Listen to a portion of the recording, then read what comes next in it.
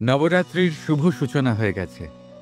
আর এই সময় অত্যন্ত শুভ, কারণ এই সময় জগৎ মাতার সাথে জড়িত।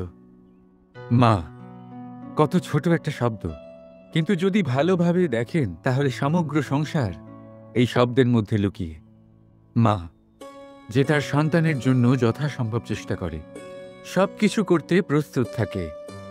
মা যার সব থেকে বড় গুণ অটল থাকা, মনের মধ্যে না কোনো অসৎ উদ্দেশ্য, না কোনো ভেদাভেদ, না কোনো ছলচাতুরি।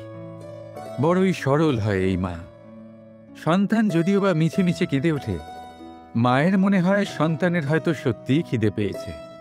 মা জন্মদাত্রী হোক বা পালিকাই হোক, স্বর্গ, এই স্বর্গ আমরা মায়ের চরণের তলায় খুঁজে পাই।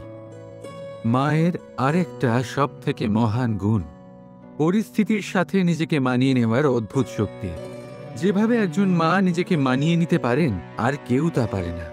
মা একটা বিশাল নদীর মতো, যার গতিবেগ অপরিসীম, কিন্তু অহংকার একটুও নেই।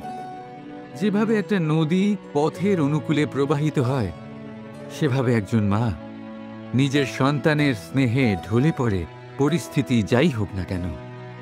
সন্তানের ঘুমানোর সময়ের সাথে নিজের ঘুমানো, সন্তানের জাগার সময়ের সাথে নিজের জেগে ওঠা, সন্তানের পছন্দ মতো খাবার সে নিজের পছন্দের খাবার বানিয়ে নেয়।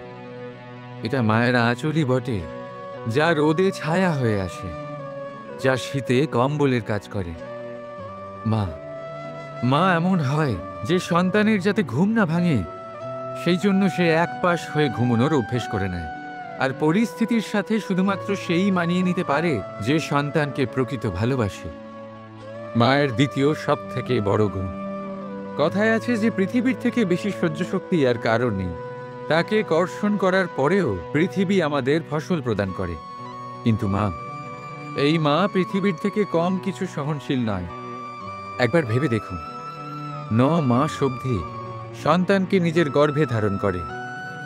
এই সহনশীলতা কি কোনো পুরুষ দেখাতে পারবে? এই সহনশীলতা কি কোনো পিতা দেখাতে পারবে? মহিলার মধ্যে যতই শক্তি থাকুক, সহনশীলতার পরিভাষা সে মা হওয়ার পরেই লাভ করে।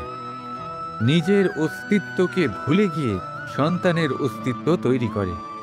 গর্ভে শিশুর পদাঘাত খেয়েও আনন্দের সাথে তাকে দুধ খাওয়ায়। এই হলো মা।